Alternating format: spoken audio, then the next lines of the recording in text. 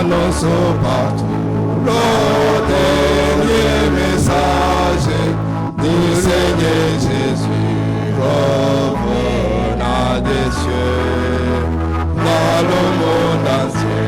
Rendre témoignage au roi c'était glorieux. Annonçons partout la bonne nouvelle. Jésus réunit tous ses rachetés. Il est donné la vie éternelle au public aux bontés. Je suis contente d'être avec vous encore ce matin. nejejwe nanone no kubana namwe muri kino gitondo Et je ne doute pas que nous allons poursuivre cette route que nous avons commencée dans la joie, dans la bonne humeur. ndibwira ndashidikanya ko tuza gukomezanya muri gahunda ziza mu munezero kandi dufite inseko no mu maso hakeye. Je me retrouvais à Kinshasa la première année. ubwo nisangaga i Kinshasa umwaka wa mbere J'étais tout fier d'être arrivé là-bas. nari nejejwe cyane no kuba mpari. C'était le 24 décembre hari ku itariki ya 24 z'ukwezi kwa 12 et j'étais parti visiter des amis. nagiye gusura inshuti. J'avais reçu ma paye de mon travail, ma paye, mon cash. nari mfite umushahara $300, c'était pas beaucoup hein, à l'époque, voilà. amadolari 300. Aujourd'hui, je sais pas si j'accepterais ces conditions, mais voilà, à l'époque, je voulais absolument aller à Kinshasa, donc $300, j'ai accepté. ariko muri icyo gihe mfite umushahara w'amadolari 300 wari umpagije, ariko muri iki gihe cya none murabizi ko bitacyoroshye bidashoboka. Tu vaux plus que $300, hein. Et j'avais été invité chez ma future fiancée. On n'était pas encore à ce stade-là, mais les parents m'avaient invité. ubwo nari natumiwe mu muryango w'aho narambagizaga nagombaga kuzarambagiza. Et après avoir été avec les amis, ils décident de me raccompagner jusqu'à l'arrêt de bus, mais un peu plus loin. kuko nari ndi kumwe n'inshuti zanjye bafashe umwanzuro wo kumperekeza kugera aho bisi yahagararaga, hari hirya hitaruyeho gatoya. Il y avait un camp militaire hein, juste en face. hari ikigo cya gisirikari giteganye naho. On pouvait longer le camp militaire sur la route. umuntu yashoboraga kugenda yegereye icyo kigo cya gisirikari ari ku muhanda. On pouvait aussi le contourner ou aller à l'intérieur. cyangwa se umuntu yashoboraga kukizenguruka cyangwa akagicamo hagati. On a décidé le plus court, on est passé à l'intérieur. maze tumaze kumva ko izo nzira zose zishoboka duhitamo gucamo hagati. Je ne sais pas comment c'est à Kigali, hein. ntabwo mbizi uko bimeze i Kigali. Mais en tout cas, ce camp-là, il n'y avait pas de mur, il n'y avait pas de barbelés, tout le monde voyait ce qui se passait de l'autre côté, quoi. ariko uko byari bimeze nta nkuta zari zihari, byari ibiti, umuntu yashoboraga kuba ari kubona ibiri gukorerwa hirya. Ce qui fait que quand on a traversé ça, tout le monde le faisait, on l'a fait aussi sans problème. ubwo byari bibaye ngombwa ko duca mu kigo hagati kuko n'abandi bose babikoraga, twarabikoze nta kibazo. Je pense que le gros problème ce jour-là, c'était qu'on était fin décembre, et fin décembre, en général, il vaut mieux se méfier. kuko byari mu mpera z'umwaka burya umuntu akwiriye kujya atekereza ubundi buryo cyangwa se akumva bitamutwaye cyane. Donc en traversant le camp, il y avait une entrée officielle et on était à 20 mètres de cette entrée-là. noneho tugire ngo ducemo hagati mu kigo, hari umuryango wagombaga gucibwamo ariko mu buryo bwubahirije amategeko, twari turi kuri metero 20 naho. Les soldats étaient armés de ce côté-là. abasirikari bafite imbunda bari bari mu ruhande rumwe. Et ils commencent à nous interpeller. Hey, venez là, venez, venez. nuko batangira kuduhamagara ati nimuze. Quand on voit quelqu'un qui est armé en Afrique, en général, on fuit. iyo ubonye umuntu ufite intwaro muri Afurika muri rusange urahunga. Ici en Belgique, on est plutôt confiant. hano mu Bubiligi turacyabafite icyizere abafite intwaro. Alors en quelques secondes, on se regarde, on s'est dit mais qu'est-ce qu'on fait? On fuit ou bien alors on va obéir? icyo gihe noneho umuntu yaribazaga ngo turiruka cyangwa se turakurikiza amabwiriza tubasange nk'uko baduhamagaye. Attends, quand même, ils sont armés. Ils nous tirent derrière, hein, ces gens-là. Bari bafite intwaro bagombaga guhita baturasa. Toi, tu es blanc, tu sais pas ce que c'est. Uri umuzungu ntabwo uzi uko bimeze. Ok, on va aller. Ok, ndavuga nti tugende. Voilà qu'on arrive près des militaires, ça se complique. Tugera imbere y'abasirikari nuko ibibazo biba biravutse. On commence à nous fouiller. Batangiye kudusaka. Mon ami, il avait un téléphone avec la caméra, à l'époque c'était rare. Mugenzi wanjye twari kumwe muri icyo gihe yari afite telefone ariko ifite kamera, ntabwo byari byoroshye kuyigira icyo gihe. Un espion, vous avez vu, il est là pour filmer le camp militaire. Bahita babigira icyaha bati uyu yazanye kamera, telefone ifite kamera kugira ngo abashe gufata amafoto y'ikigo cya gisirikare. L'autre ami, c'était un Rwandais. Au Congo, ça va pas, non. Undi yari umunyarwanda. Donc, heureusement, ils n'ont pas vu que c'était vraiment un Rwandais. Il avait une apparence plutôt congolaise, donc ça passait. Yari umunyarwanda ariko mu ishusho ye ntabwo amahire nuko atagaragaraga nk'umunyarwanda, yagaragaraga nk'umukongomani. Kubw'umugisha bisa nkaho bitambutse binyuzemo. Moi, j'avais mon sac et dans mon sac, j'avais un pistolet. Ngewe rero nari mfite agashakoshi kanjye, muri ako gasakoshi nari mfitemo intwaro, imbunda. Il faut parfois confier ses péchés. J'aime beaucoup les armes, hein. Voilà, je suis désolé. Bon, ntibibatera ubwoba mfite. Et voilà que quand les militaires regardent, il ouvre le sac. Il a une arme. C'est un terroriste. Nuko ubwo abasirikari bafunguraga agashakoshi kanjye bahita babona ya mbunda, bahita bavuga bati ngiyi imbunda, uyu rero ari gutera ubwoba. J'avais beau lui expliquer que c'est un pistolet à billes, ok, il y a pas de munitions comme les vrais pistolets. Nahereye ko mbabwira ko ari imbunda y'ibikinisho, atari imbunda y'ukuri irasa amasasu. Les 5-6 soldats qui étaient là se sont rassemblés et c'était devenu un cafouillage. Abasirikari 5-6 bari bari aho, ako kanya bahita bose bazaho, bihita bitangira kuba ibibazo. Allez, vide encore le sac. Baratangira baravuga bati nimukuremo byose ibiri muri aka gashakoshi. J'avais une boîte où je mettais les petites billes en plastique. Nari mfite akandi agasake nashyiragamo utuntu. Et cette boîte-là, vous la trouvez au Colruyt peut-être encore aujourd'hui. C'est la boîte Propolis là avec des petits bonbons pour la gorge. Utwo tuntu mushobora kudusanga n'uyu munsi muri magaze, ni ahantu umuntu ashyira mbombo zishobora kumufasha gutunganya mu muhogo we.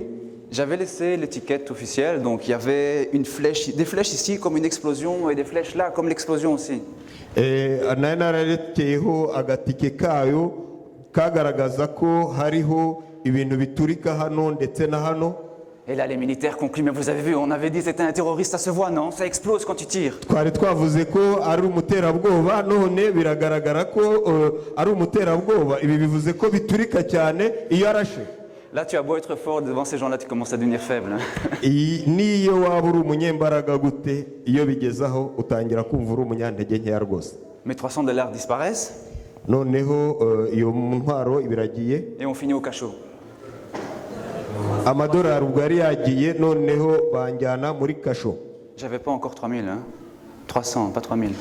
Uwo mushahara wanjye wari 300, ntabwo byari ibihumbi 3. Je finis au cachot. Ariko njyanwa muri kasho. Quand je suis au cachot, ils n'avaient pas fouillé mes poches, hein? Peut-être par respect pour le blanc, je ne sais pas.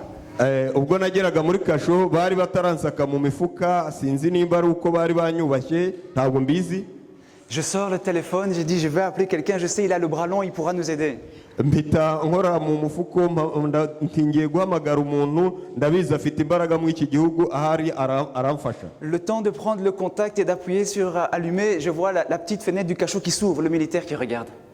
Nuko ubwo nakoraga mu mufuko ngo mfate telefone, ako kanya mbona akadirishya ka kasho nari ndimo karafungutse, hari umusirikare urimo ndeba.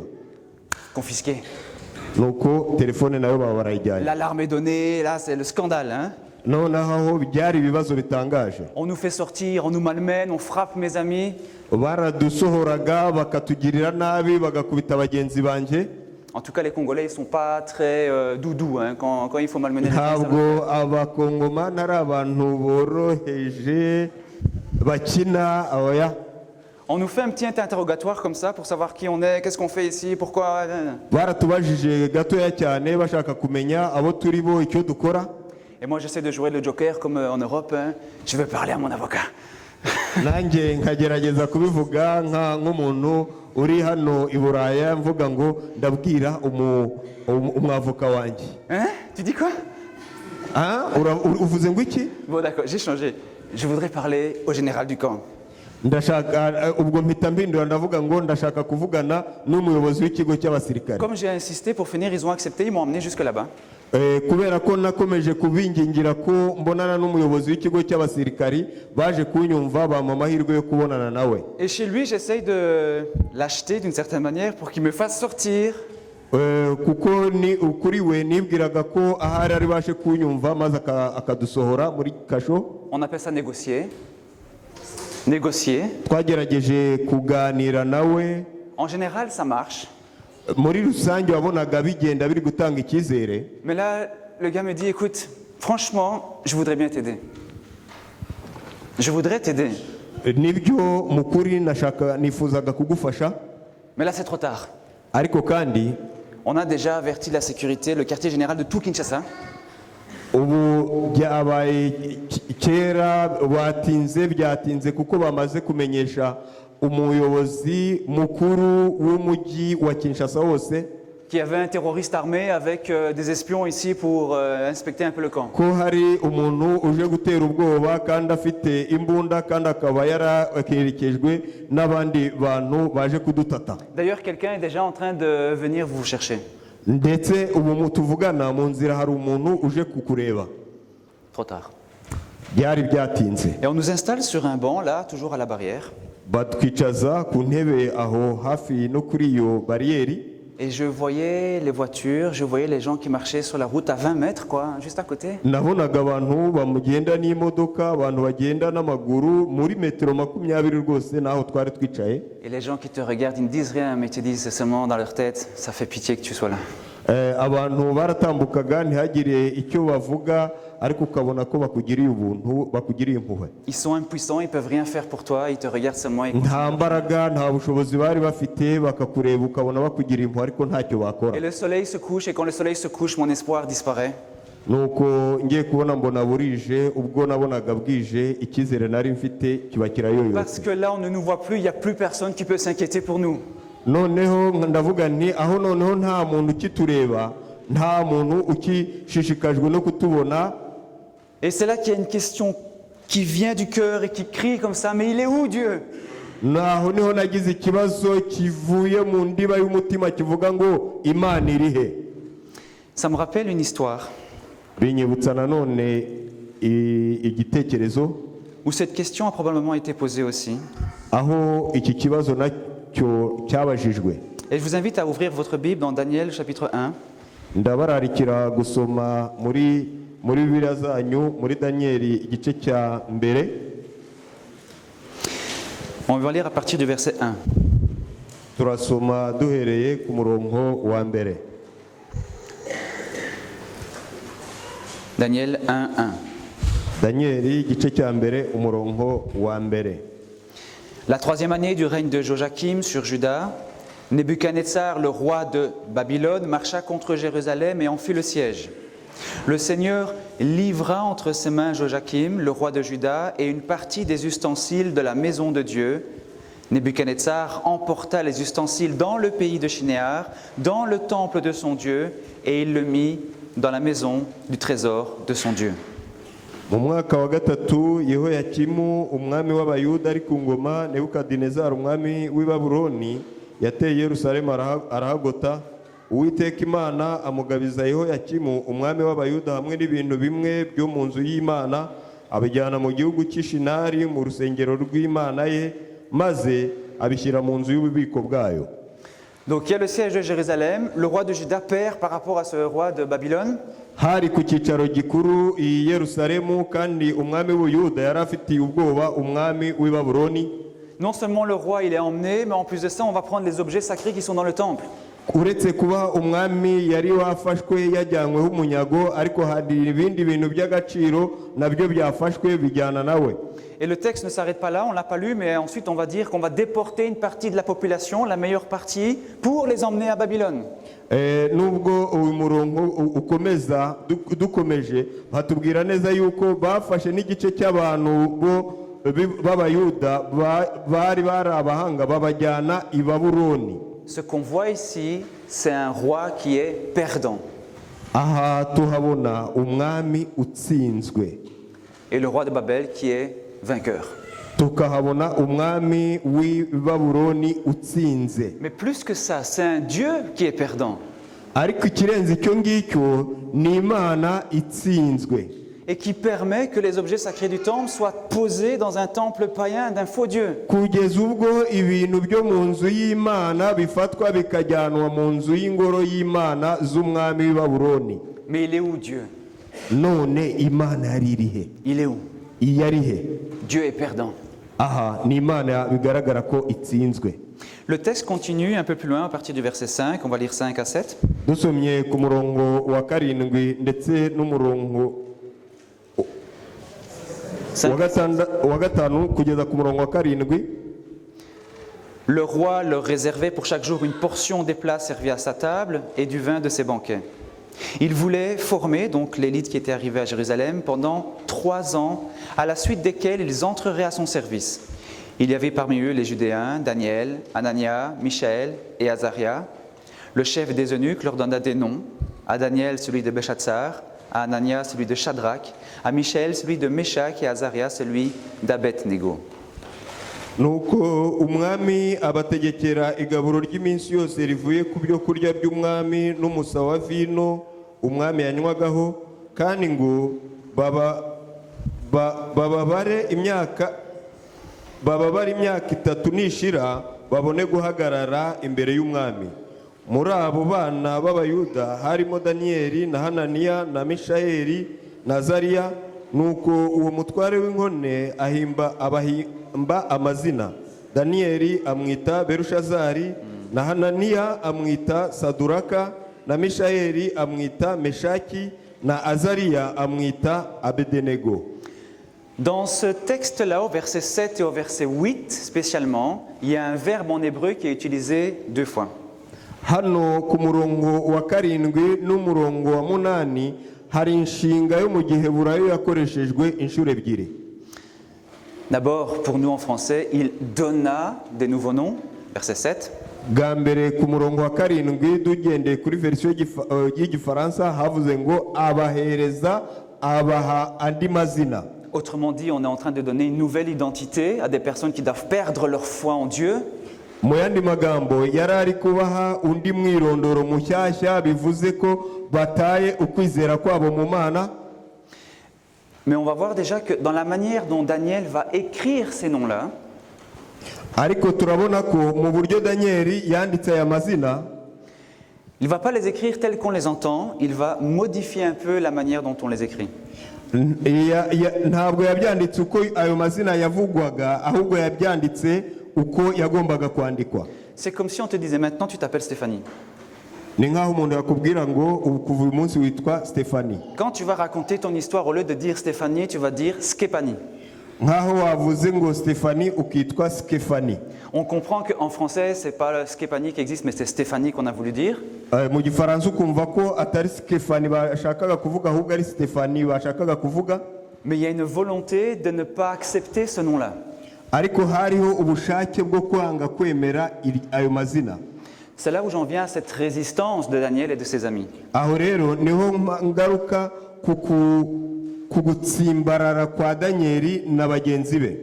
Mais ça ne s'arrête pas là.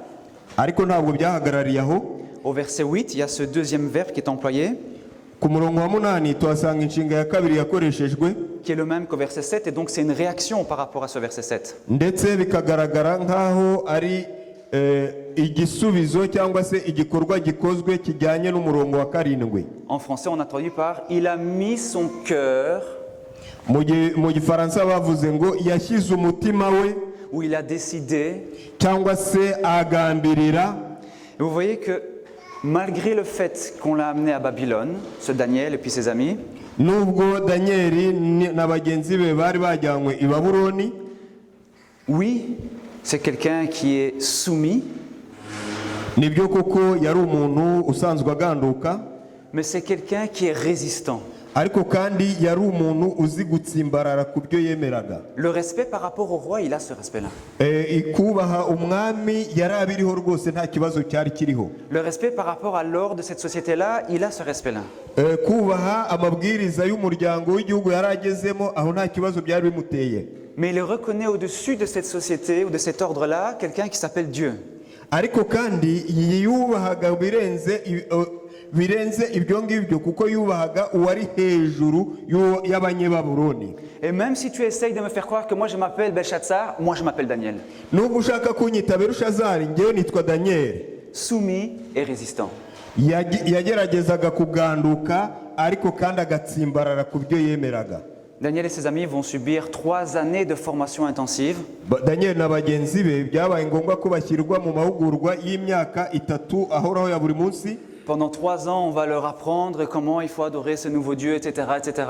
Mu myaka 3 bagombaga kubigisha uburyo bagombaga gusenga iyo mana nshyashya n'ibindi. Quand il sort de cette formation, il va travailler toute sa vie à la cour du roi ennemi. Ndetse amaze kuva muri ayo mahugurwa yagombaga gukora ibwami umwaka n'igice. Il est arrivé là très jeune. Yahageze ari umusore muto cyane. Et ça va durer jusqu'à sa vieillesse.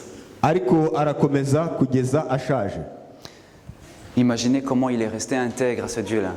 Nimutekereze uburyo yabaye indahemuka ku Mana ye. Alors oui, il était intégré à la société.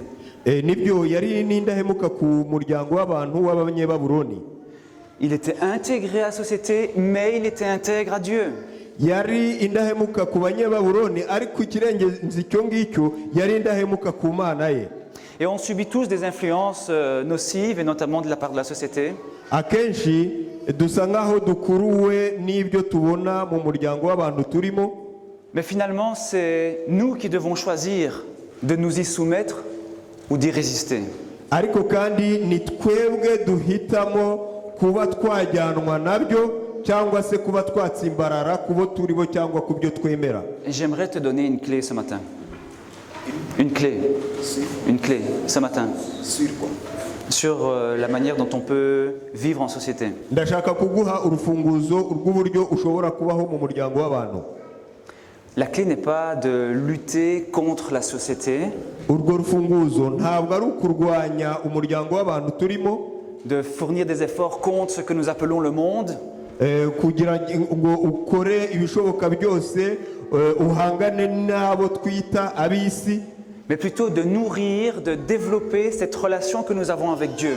Ahubwo ni ukwemera gupfa ugashishikara ugashyiraho umubano umushyikirano udasanzwe n'Imana yawe. On a vu un Dieu perdant. Aha twabonye Imana bigaragara ko itsinzwe. Parce qu'on se pose la question, mais il est où Dieu? Kubera ko twibaza ikibazo kiti mbese Imana iri hehe? Et les amis se sont posé la question pendant de nombreuses années. Inshuti zibajije icyo kibazo imyaka myinshi cyane. Vous imaginez le traumatisme d'être enlevé comme ça de son pays, d'arriver dans un autre pays, il faut apprendre la langue, il faut apprendre les nouveaux dieux et on te dit que toi, tu n'es à moins que rien. Nimutekereze ukuntu abantu bari barahahamuwe kuba baratwawe mu cyuri cyo gihugu. Mais vous allez voir au chapitre 1, pour ceux qui connaissent bien l'histoire, Dieu ne les a pas abandonnés. Murareba rero muri iki gice cya mbere abazi aya mateka Imana ntabwo yigeze ibahana. Et au chapitre 3, il y a une suite de rebondissements dans le récit. Mu gice cya gatatu tuhabona ko hari ibyakurikiyeho. Dans notre groupe d'école du sabbat, d'ailleurs, on a évoqué cette histoire. Ndetse mu ishuri ryo ku isabato twavuze kuri aya mateka. Le roi devient comme fou, il érige une statue et il oblige tout le monde à pouvoir l'adorer.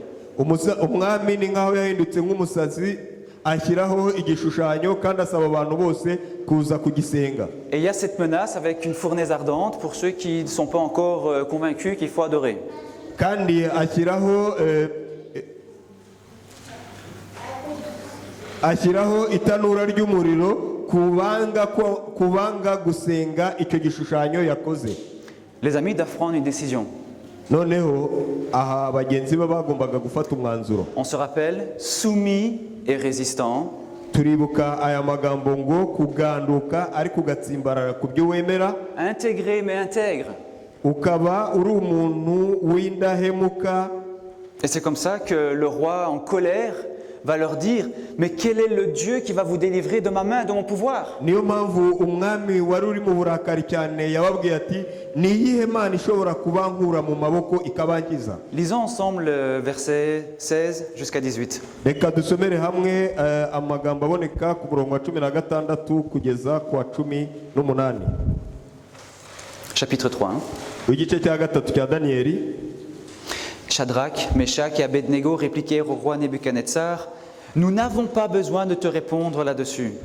Notre Dieu, celui que nous servons, peut nous délivrer de la fournaise ardente et il nous délivrera de ton pouvoir, roi. Et même s'il ne le faisait pas, sache, roi, que nous ne servirons pas tes dieux et que nous n'adorerons pas la statue d'or que tu as dressée. » Saduraka na Meshaki na Abednego basubiza umwami bati, Nebukadinezari, nta mpamvu ituma tugusubiza iryo jambo. Niba ari ibyo, Imana yacu dukorera ibasha kudukiza mu itanura ry'umuriro ugurumana, kandi izadukiza ukuboko kwawe Nyagasani. Ariko nawe itadukiza Nyagasani, umenye ko tutari bukorere imana zawe, habe no kuramya icyo gishushanyo cy'izahabu wakoze. Ils sont liés, ils sont jetés dans cette fournaise. Bakomeje gutsimbarara maze bajugunywa mu itarunura ry'umuriro. Et puis le roi s'étonne de voir non pas 3 personnes mais 4 personnes et les liens sont déliés, ils sont en train de marcher tranquillement. Umwami atungurwa no kubona ko abantu batatu bajugunywemo barimo batembera ndetse abona n'umuntu wa kane. Là le roi comprend que leur Dieu les a délivrés. Aho umwami yahereye ko yumva ko Imana yabo yabakijije. Nous n'avons pas un Dieu qui garantit d'être épargné des difficultés. Ntabwo dufite Imana iduha icyizere ko tudashobora guhura n'ibibazo. Nous avons un Dieu qui garantit de nous accompagner dans les difficultés. Dufite Imana iduha ibyiringiro ko yiteguye kuduherekeza mu bibazo turi kunyuramo. Et je suis sûr que tu peux analyser ta vie. Ndizera ndashidikanya ko ushobora kugerageza gusesengura ubuzima bwawe. Et que tu pourras voir des situations dans ta vie où tu as été presque sauvé miraculeusement. Aho ushobora kubona ko mu buzima bwawe ahahise hawe watabawe mu buryo bw'igitangaza. Ou si tu as un raisonnement rationnel et scientifique, tu ne pourras pas l'expliquer. Ndetse naho waba ugendeye ku by'ubushakashatsi cyangwa se ku by'imitekerereze yawe ku buryo ki ubwo buryo udashobora kubusobanura. La seule explication qui pour moi est plausible à ceci, ubusobanuro rukumbi ku gihe nk'icyo, c'est qu'on a un Dieu qui semble perdant, nuko dufite Imana igaragara nk'aho itsinzwe, mais qui est bel et bien présent. Ariko igihe cyose iba ihari. Et ça fait une différence. Ibyo rero nibyo bikora itandukaniro. Alors oui, les problèmes peuvent t'atteindre. Les problèmes peuvent t'atteindre. Nibyo ibibazo bishobora kukugeraho. Tu peux te retrouver dans le feu. Ushobora kwisanga mu muriro. Tu peux aussi en sortir vivant. Ariko kandi ushobora kuwusohokamo uri muzima. C'est la foi que nous avons. Uko niko kwizera dufite. Mais si les difficultés sont là, si tu marches dans le feu, Dieu est avec toi. Naho ibibazo byaba bibiri hari, naho wagenda mu muriro, Imana irahari. Et si tu brûles, Dieu brûle avec toi. Niyo washya, Imana izashyana nawe. Mieux encore. Mieux. Ikiza kirengejeho. Même si je ne vois pas ce Dieu-là, nubwo ntabona iyo Mana, ma foi ne sera pas remise en question. Ariko kwizera kwanjye nzagutsimbararaho. On a l'impression d'avoir un Dieu perdant. Aho dutekereza ko Imana dufite ari Imana itsindwa. Et ceux qui n'ont pas vécu suffisamment d'expérience avec le Seigneur peuvent vraiment considérer ce Dieu-là comme un Dieu perdant, qui n'en vaut pas la peine. Abataragize amahirwe yo kubana n'Imana mu buryo bwimbitse bashobora gutekereza rwose ko Imana yabo yatsinzwe. Mais alors que je suis entouré par les flammes, le Seigneur me dit à l'oreille, ne t'inquiète pas. Ariko naho umuriro waba uri gushashagirana ndimo ncamo, Imana irambwira ngo humura witinya. Je suis là. Ndahari. je suis avec toi. ndi kumwe nawe Et il met son bras autour. ikagufata ukuboko On aimerait tellement le voir, se dire, dire Seigneur, aho touche-moi umuntu encore. gutabarwa n'Imana ikagukoraho. Moi je vois un Dieu présent. Ngewe mbona Imana ihari, Un Dieu qui a le dernier mot. Imana ifite ijambo rya nyuma, Et ce mot, ça s'appelle victoire. kandi iryo jambo rya nyuma bisobanura intsinzi. Ça m'a rappelé la dernière parole du Christ dans l'évangile de Matthieu. Ibyo binyibutsa amagambo ya Kristo mu butumwa bwiza bwa Yesu bwanditswe na Matayo. C'est une belle promesse, hein, vraiment. Hari isezerano ryiza cyane, Je serai avec vous jusqu'à la fin du monde. nzaba ndi kumwe namwe kugeza ku mperuka y'isi. Moi, je l'ai expérimenté.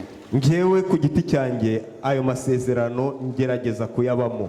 Alors que j'étais dans ce camp et que le soleil était déjà couché, Ubwo nari ndi muri icyo kigo cya gisirikari bumaze kwira, avec des problèmes jusqu'au cou, ndetse n'ibibazo bindenze, mon flingue, c'était mon arme. imbaraga zanjye yari intwaro, Et quand j'en ai été privé, il fallait que je trouve une autre arme. kuko yari yamaze kugenda, byari bibaye ngombwa ko ngomba kugira indi ntwaro, Non, j'avais pas de couteau. ariko nta cyuma nari mfite. La prière. Amasengesho, La prière, c'est une arme fantastique. amasengesho ni intwaro idasanzwe, Elle est gratuite. kandi ni intwaro itagira ikiguzi, Elle peut être itangira invisible. ubuntu. Elle peut être invisible, on ne peut pas vous la prendre. Kandi amasengesho ni intwaro idafatika. J'ai utilisé cette prière efficace. Ariko nakoresheje iryo sengesho ryiza. Et j'aimais prier un peu comme ceci, et ça fait un peu penser pour certains aux musulmans. Nasenze gutya. Et voilà que les militaires disaient, bah, tu vois, on avait dit que c'était un terroriste. Nimurebe nabonye ko ari umuterabwoba. Donc je m'enfonçais encore plus dans les problèmes. Ibyo byatumaga ndushaho kujya mu bibazo. Mais je n'ai pas arrêté de prier. Ariko sinigeze mpagarika gusenga Jusqu'à ce qu'on vienne nous chercher. kugeza igihe baje kunshaka. J'ai prié avec des supplications comme jamais j'ai prié dans ma vie. Narasenze ndinginga birandenga. Et lorsque je priais, Igihe nasengaga, malgré cette nuit qui était longue, nubwo iryo joro ryambereye ijoro rirerire et cyane, je répétais, Seigneur, mais toi tu es le Dieu Tout-Puissant, je crois en toi, non? nasubiragamo, Seigneur, Mana yanjye uhoraho, ndabizi neza kuri Imana ishobora byose, si byose Tu as fait des miracles dans la fournaise ardente, tu peux pas en faire un pour moi aujourd'hui? Je suis dans wakoze le feu. ibitangaza mu itanura ry'umuriro ugurumana, ese uyu munsi wagiye ntushobora kuwukorera ibitangaza nanjye? Fais quelque chose. Gira icyo unkorera Mana. Bon, peut-être c'était pas comme moi je voulais, hein, mais il a fait quelque chose. Birashoboka ko atari uko nabishakaga, ariko yagombaga gukora kugira icyo ikora. On est venu nous chercher en voiture. Baje kudushaka mu modoka, Allez, avance, avance. batubwira ngo mujyemo. Là, l'officier qui est venu nous chercher, il était un peu plus intellectuel. Il dit, mais ça va, ils vont avancer, il faut juste leur dire.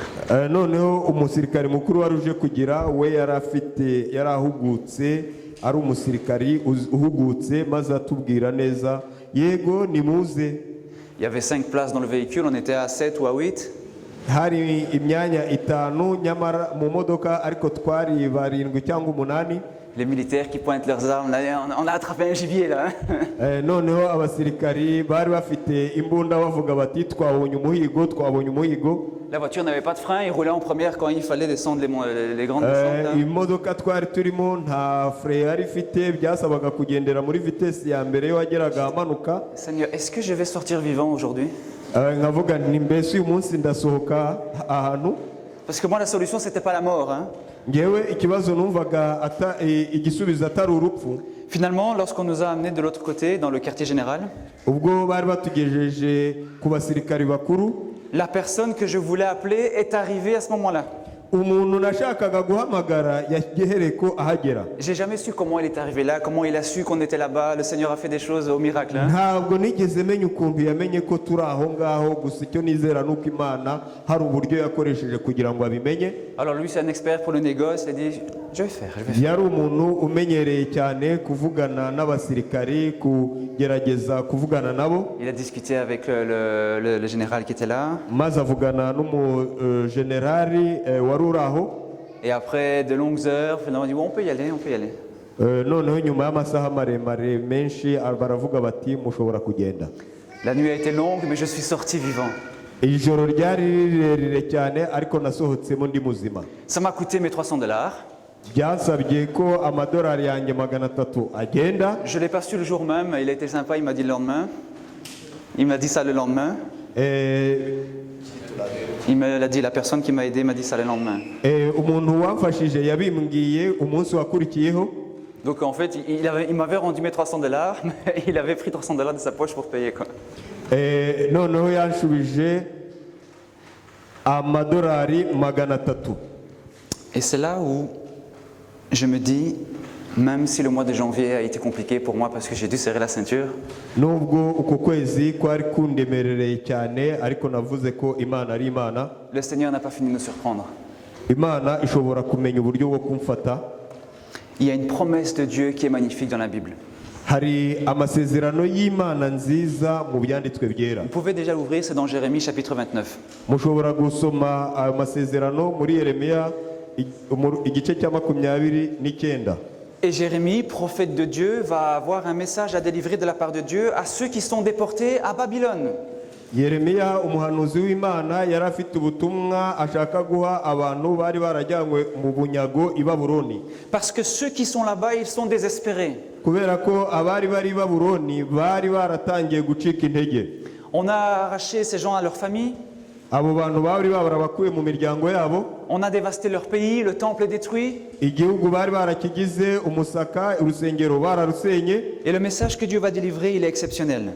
Ariko ubutumwa Imana igiye gutanga ahangaha ni ubutumwa budasanzwe. Et j'aimerais qu'on puisse le lire aujourd'hui comme si Dieu te parlait à toi spécialement ce matin. Ndashaka ko ubu butumwa Imana yavuze bukugeraho nkaho ari wowe Imana iri kubibubwira ku giti cyawe muri kino gitondo. Versets 11 jusqu'à 13. Umurongo wa 11 kugeza umurongo wa 13. En effet, moi je connais les projets que je forme pour vous, déclare l'Éternel, projets de paix et non de malheur, afin de vous donner un avenir et de l'espérance. Alors vous m'appellerez et vous partirez, vous me prierez et je vous exaucerai, vous me chercherez et vous me trouverez parce que vous me chercherez de tout votre cœur. Erega nzi ibyo nibwira nzabagirira ni amahoro si ibibi kugira ngo mbaremo umutima w'ibyo muzabona hanyuma ni ko Uwiteka avuga kandi muzanyambaza muzagenda munsenga nanjye nzabumvira muzanshaka mumbone nimunshakana umutima wanyu wose. Ça c'est le Dieu de l'espoir. Aha ni Imana itanga icyizere. Le Dieu de la victoire. Ni Imana yo kwizerwa, ni Imana ifite intsinzi mu kuboko kwayo. J'aimerais tellement qu'aujourd'hui tous ceux qui sont dans cette salle puissent dire c'est mon Dieu. Ndifuza ko abari muri iri teraniro bose bavuga ngo iyo niyo Mana yanjye. Le Dieu du bonheur. Imana y'umunezero. Donc les gens sont en train de souffrir. Nubwo abantu bari mu mihangayiko bari mu mubabaro. Et Dieu leur dit mais c'est bon, c'est le bonheur mon frère. Ariko Imana irababwira ngo muvandimwe ni umunezero. J'ai des projets de bonheur pour toi. Mfite ibyiza nifuza kukugirira. Tes problèmes, ça va pas être la fin pour toi. Ntabwo ibibazo byawe ari iherezo by'ubuzima bwawe. Tu vas continuer à marcher. Uzakomeza kugenda. Avec sourire. Kandi uzagenda useka umwenyura. Et c'est là l'énorme gain, le bénéfice que nous avons en tant que croyants. Kandi ayo niyo mahirwe ni nawo mugisha tugira nk'abizera. Le bénéfice d'avoir cet optimisme.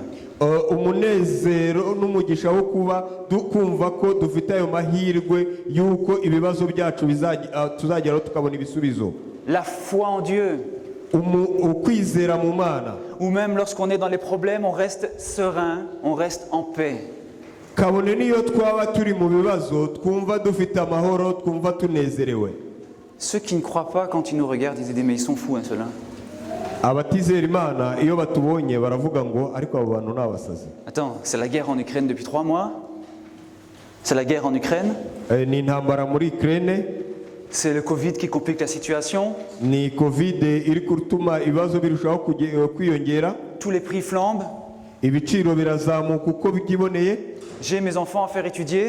Mfite abana nshaka kujyana ku ishuri. Des difficultés à finir la fin de mois. Mfite ibibazo byo gutuma mbasha kubaho neza ukwezi kose. Et le 31, je dis merci Seigneur, c'était bon. Hein.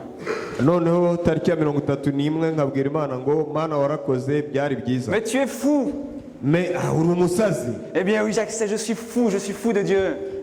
Neka mbyemere ndi umusazi ariko ndi umusazi w'Imana. La foi, c'est de rester joyeux dans les difficultés.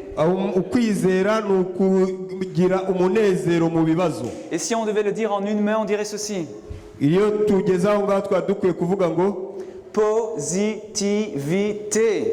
kuba tubona ibintu neza mu buryo bwiza. C'est la même main qui crie à la fin victoire. Uko kuboko kwandika ibyo niko kwandika ku iherezo ngo intsinzi. Et je dirais même, avant même d'arriver à cette victoire-là, on la crie déjà à l'avance. Icyiza nuko no mbere yuko tugera ku ntsinzi tuba twamaze kuyakira tukayishimira. D'ailleurs, j'ai vu un frère, il me semble, avec cette main là derrière. Hein. Ahari urebye hari inyuma wahabona hari icyo kiganza. J'ai dit, celui-là, il doit avoir la foi. Bisaba ngo ndavuze ngo uri yawe afite kwizera. Il est où Dieu dans nos problèmes? Imana iri hehe mu bibazo byacu? On a l'impression qu'il n'est pas là parfois. Kwibwira ko ahari idahari. On se sent seul, abandonné parfois. Tugumva ko turi twenyine twaretswe. On ne le voit pas tout de suite ou comme on voudrait le voir. Ntabwo tubona ako kanya uko ibyo twifuzaga kubona. Mais je voudrais appuyer sur une chose ce matin. Ariko ndashaka gutsindagira ikintu muri kino gitondo. Ton Dieu est là. Imana yawe irahari. Garde la foi. Gumana kwizera kwawe. Développe ces relations avec ton Dieu. Gerageza ukuze umubano ugirana n'Imana yawe. Crois au Seigneur Dieu Tout-Puissant. Wizere Imana yawe ushobora byose. Ne lâche pas sa main. Ntuigere ubwo ureka akaboko kayo ikiganza cyayo. Oui, tes problèmes sont là. Nibyo koko ibibazo birahari. Mais tu vas les traverser. Ariko kandi uzabirangiza utsinze. Tu vas les traverser mais avec ton Dieu. Uzabicamo kandi uzabicamo n'Imana yawe. Le monde fonce à sa perte. Isi iragenda yerekeza ku guhenebera kwayo. Et tout semble chaotique autour de nous. Kandi ibyo tubona biragenda birushaho kuba bibi. Mais Dieu nous réserve un avenir à espérer. Ariko kandi Imana itubikiye ahazaza heza. Il le réserve à chacun d'entre nous spécialement ce matin encore. Kandi aho hazaza heza ihabikiye buri muntu wese uri hano. Pourquoi est-ce qu'il fait ça? Kubera iki bikora? Parce que tu le vaux bien. Kubera ko ubikwiriye. Tu le vaux bien mon frère. Urabikwiriye muvandi. Merci. Murakoze. Amen. Amen. Amen. Peut-être des personnes ont été touchées pendant cette semaine que nous avons vécue ensemble. Ahari hari abantu baraba barakozweho n'iri jambo ry'Imana twaganiriye muri iki cyumweru. Si quelqu'un a été touché à un moment ou à un autre, j'aimerais juste qu'il le manifeste en levant la main, qu'on puisse rendre gloire au Seigneur. Niba hari umuntu wakozweho n'amagambo twaganiriye muri kino cyumweru, namusabaga ko yazamura akaboko ke maze dushima Imana. Amen. Dieu soit loué. Amen. Béni soit le Seigneur. Amen. Amen ushimwe. Si quelqu'un a senti qu'il voulait s'engager ou se réengager pour Dieu, niba hari uwifuza kwiyegurira cyangwa se gusubiramo amasezerano yo kwiyegurira Imana bundi bushya, qu'il lève la main et qu'on rende gloire aussi au Seigneur. Nabwo ndamusaba arambura ikiganza cye dushima Imana. Amen. Amen. Amen. Amen. Alléluia. Alléluia. Ah, c'est beau, c'est beau. Ni byiza, ni byiza. Les anges sont en train de faire la fête. Hein? Abamarayika barishimye cyane. J'aimerais aussi proposer de prier pour certaines personnes. Ndifuza ko dusengera aba bantu. Avec notre premier ancien, Dan.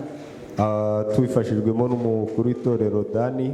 Si tu as un besoin, quelque chose qui pèse pour toi, niba ufite ikintu kikuremerereye, ou si tu souhaites reprendre ta marche avec le Seigneur, nimba kandi wifuza kugendana n'Imana yawe, je te demanderai juste de te lever là où tu es, ndagusaba guhaguruka aho wicaye, pour que notre ancien prie pour chacun de ces personnes.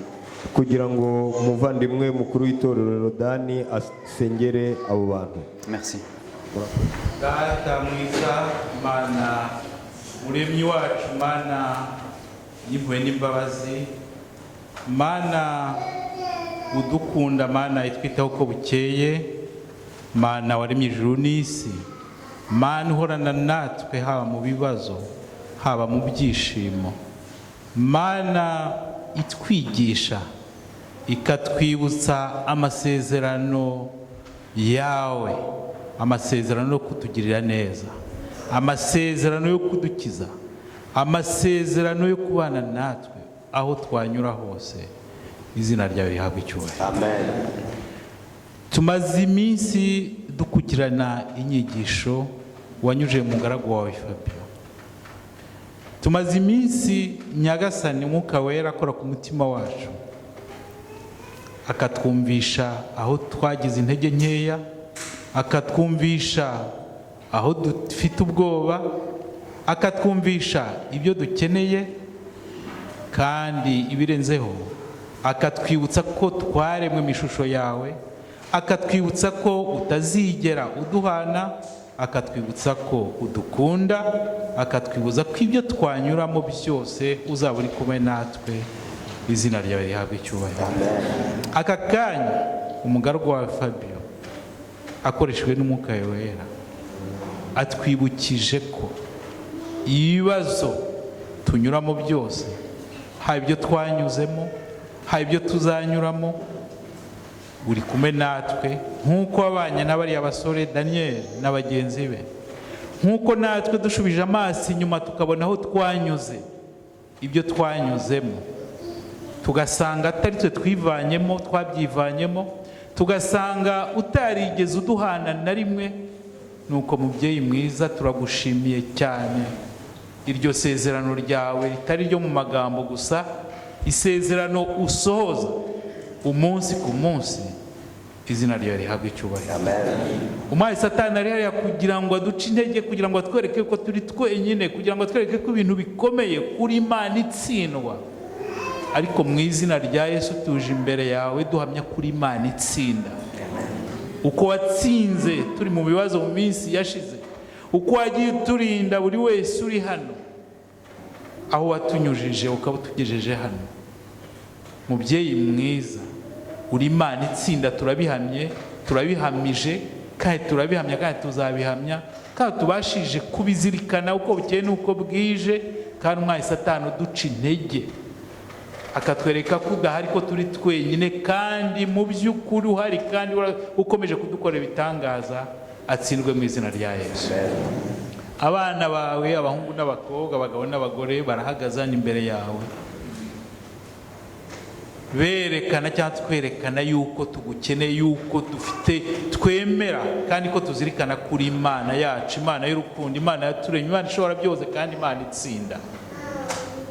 Aho twaba twaranyuze, aho baba baranyuze, aho umuntu yaba yaragize intege nke, aho umuntu yaba yarashidikanyije, aho umuntu yaba yaratinye baringa, akemera ibikangisho by'umwami Satani, akumva ari we ugomba kwirwanirira, akumva ko agomba gushaka inshuti zimurwanira cyangwa ubundi buryo, akibagirwa ko ari wowe uhari, ari wowe ukomeye kandi ushobora byose. Ndakwinginze mubyeyi mwiza, uko duhagaze imbere yawe duhamya yuko dushaka kuvugurura umubano wacu nawe, ko tugomba kugongera kukugirira icyizere kirengeje ndetse n'icyo twari dufite, ko tugomba kurushaho kuguhanga amaso kandi tukakwikoreza imitwaro yacu. Ndakwingiza ngo abana bawe bahagaze imbere yawe babyemera kandi babihamisha amaboko, babihamisha imibiri yabo, babihamisha umutima wabo n'ubwenge bwabo. Ndakwingiza mubyeyi mwiza ngo ubumve, utwakire, urebe ibyemezo dufashe, icyemezo dufashe, urebe gutakamba kwacu, urebe ibyiringiro byacu. Nyagasani ubikomereze muri wowe. Nuko rero ubahire abahagurutse n'abatabashe guhaguruka ariko babihamirishije imitima yabo, nuko kandi n'abari hirya no hino, kuko ntabwo ari twe twenyine ukunda, ntabwo ari twe twenyine uherekeza, ntabwo ari twe twenyine ufasha. Abagutakambiye bose babishaka ubufasha rwose ubagizaho, ubakwirakwizaho. Nuko abo bose mubyeyi mwiza mbakweretse kugira ngo twese dukomereze kwizera, dukomereze ibyiringiro muri wowe, uturinde gucika intege, ahubwo dukomeze tukwizere, tuguhanga amaso, kandi ugutsinda uduha, ugutsinda utwerekana, utubashishe kugufata tukugira ukwacu, bityo turusheho kugendana nawe kandi twizere kugaruka kwa Yesu mu gihe cya bugufi bidatinze. Uzaza akatubatura, akatuvana muri iyi si y'ibyaha, akatuvana muri iyi si y'indwara, muri iyi si y'ibibazo, muri iyi si dupfusha, muri iyi si turwaza, muri iyi si tukabura abacu, muri iyi si dukeneramo, muri iyi si tubabazwa, akatujyana mu ijuru.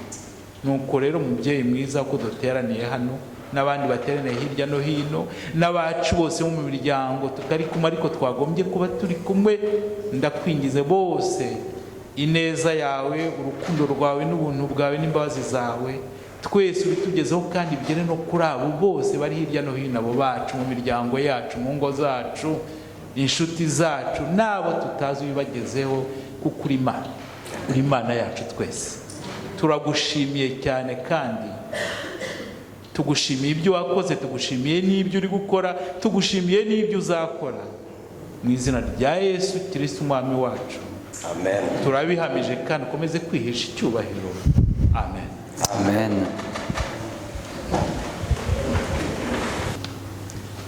Grand Dieu, Dieu tout-puissant, Mana nkuru, Mana ishobora byose, Dieu très haut mais Dieu très proche, Mana iri hejuru ya byose na bose ariko tuba bugufi cyane, nous voulons t'adorer et te louer pour cette matinée. turifuza kugushengerera, turifuza kugushima, turifuza kuguhimbaza muri kino gitondo, Pour cette semaine spéciale que nous avons vécue avec toi, muri kino cyumweru kidasanzwe twabanye nawe, et pour cette promesse de ton accompagnement dans nos difficultés que tu nous rappelles ce matin. kandi urakoze kubwira isezerano ryo kubana natwe, ryo kuduherekeza uduhaye muri kino gitondo.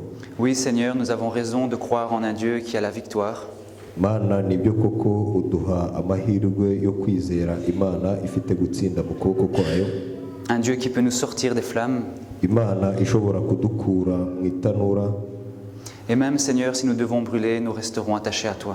Mana naho twagira ubwo dushya ariko duhisemo kuzagumana nawe. Merci pour ta présence. Wakoze kuko wabanye natwe, Merci pour les portes de sortie aussi que tu nous permets de voir. kandi urakoze kuko uduciriye akanzu. Et nous te prions Seigneur de déverser ta paix sur chacun d'entre nous, Ndagusaba Mana kuha buri muntu wese amahoro utanga, pour que ceux qui sont agités dans les flammes puissent trouver ce projet de bonheur que tu as pour eux. kugira ngo abari mu bibazo bimeze nk'umuriro babashe kubona amahoro utanga, Et que nous gardions Seigneur notre regard sur cette promesse que tu nous as faite. kurutaho tubashe gukomeza guhanga amaso yacu amasezerano waduhaye. Un avenir avec de l'espérance Turifuza kugira hazaza huzuye ibyiringiro, et du bonheur. huzuye umunezero. Merci Seigneur. Urakoze Mana. Amen. Amen.